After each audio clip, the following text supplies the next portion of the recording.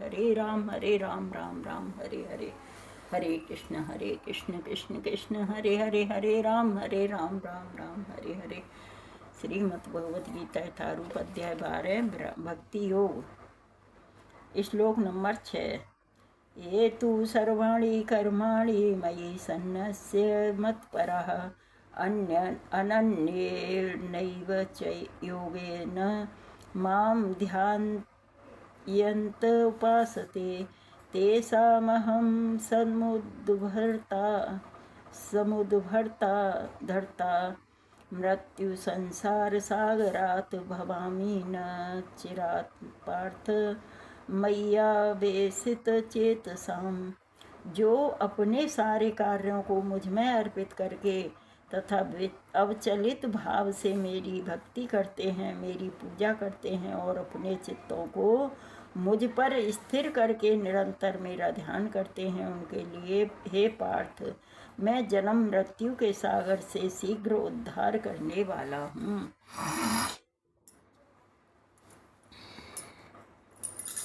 तात्पर्य जगत गुरु श्रील प्रभुपाद जी महाराज की जय, गुरु महाराज की जय। यहाँ पर यह स्पष्ट कहा गया है कि भक्तजन अत्यंत शक्तिशाली है कि भगवान उनका इस भव सागर से तुरंत उद्धार कर देते हैं।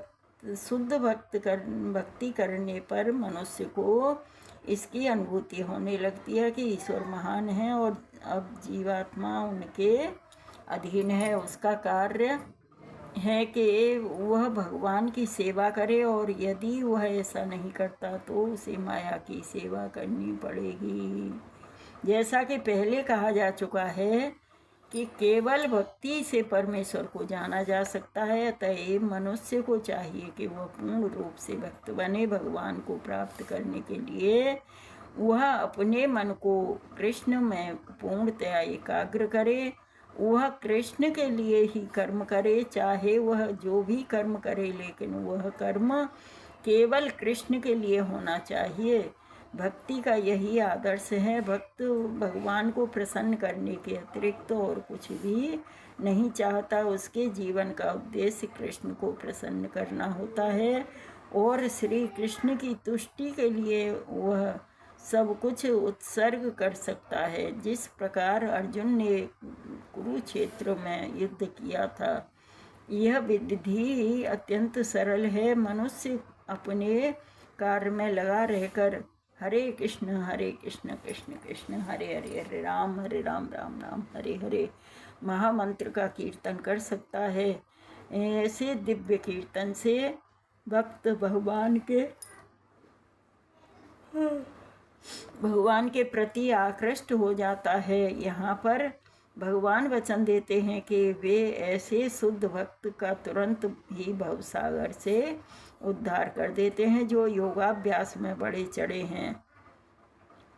वे योग द्वारा अपनी आत्मा को इच्छानुसार किसी भी लोक में ले जा सकते हैं और अन्य लोग इस अवसर को विभिन्न प्रकार से उपयोग में लाते हैं, लेकिन जहाँ तक भक्त का संबंध है उसके लिए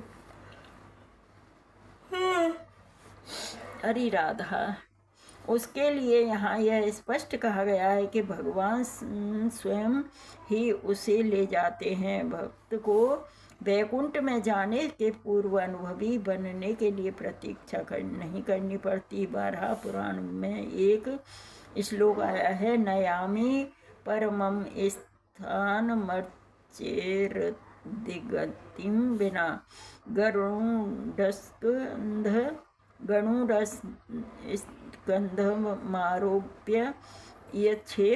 यथेच्छ मणिभारितः। तात्पर्य है कि वैकुंठ में आत्मा को ले जाने के लिए भक्त को अष्टांग योग साधने की आवश्यकता नहीं है। इसका भार भगवान स्वयं अपने ऊपर लेते हैं और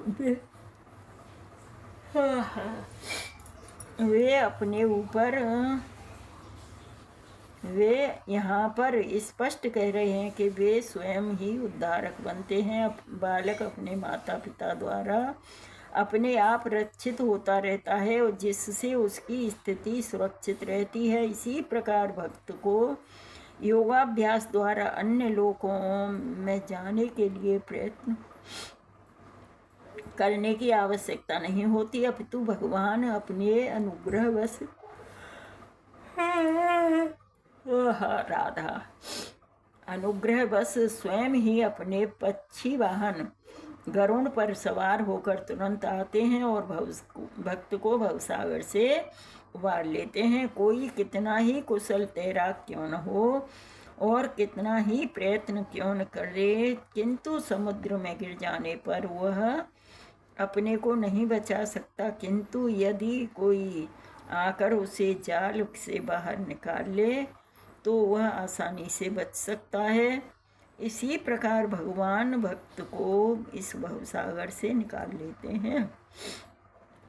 मनुष्य को केवल कृष्ण भावनामृत की सुगम विधि का अभ्यास करना होता है और अपने आप को अनन्य भक्ति में प्रवृत्त करना होता है।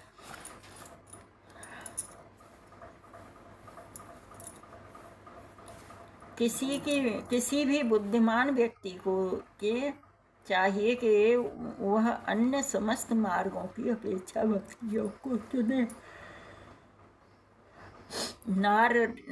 नारायणीय में इसकी पुष्टि इस प्रकार हुई है। या वही साधन संपत्ति पुरुषार्थ चतुष्टये तया बिना तदाप्नोति नरो नारायणाश्रयः। इस श्लोक का भावार्थ यह है कि मनुष्य को चाहिए कि वह न तो सकाम कर्म की विभिन्न विधियों में उलझे, न ही कोरे चिंतन से ज्ञान का अनुशीलन करे। जो परम भगवान की भक्ति में लीन है वह उन समस्त लक्ष्यों को प्राप्त करता है जो अन्य योग विधियों, चिंतन, अनुष्ठानों, यज्ञों, दान पुण्यों आदि से प्राप्त होने वाले भक्ति का यही विशेष वरदान है। केवल कृष्ण के पवित्र नाम हरे कृष्ण कृष्ण कृष्ण हरे हरे, हरे राम राम राम हरे हरे का कीर्तन करने से ही भक्त सरलता से तथा सुखपूर्वक परम धाम को पहुंच सकता है। लेकिन इस धाम को अन्य किसी धार्मिक विधि द्वारा प्राप्त नहीं किया जा सकता। भगवत गीता का निष्कर्ष 18वें अध्याय में इस प्रकार व्यक्त हुआ है। सर्वधर्मान् परित्यज्य मामेकं शरणं व्रज अहम त्वं सर्व पापेभ्यो मोक्षयिष्यामि मा शुचः। आत्म साक्षात्कार की अन्य समस्त विधियों का त्याग कर केवल कृष्ण भावनामृत में भक्ति संपन्न करनी चाहिए। इससे जीवन की चरम सिद्धि प्राप्त की जा सकती है। मनुष्य को अपने गत जीवन के पाप कर्मों पर विचार करने की आवश्यकता नहीं रह जाती, क्योंकि उसका उत्तरदायित्व भगवान अपने ऊपर स्वयं ले लेते हैं। अतएव मनुष्य को व्यर्थ ही आध्यात्मिक अनुभूति में अपने उद्धार का प्रयत्न नहीं करना चाहिए। प्रत्येक व्यक्ति को चाहिए कि वह परम शक्तिमान ईश्वर कृष्ण की शरण ग्रहण करे।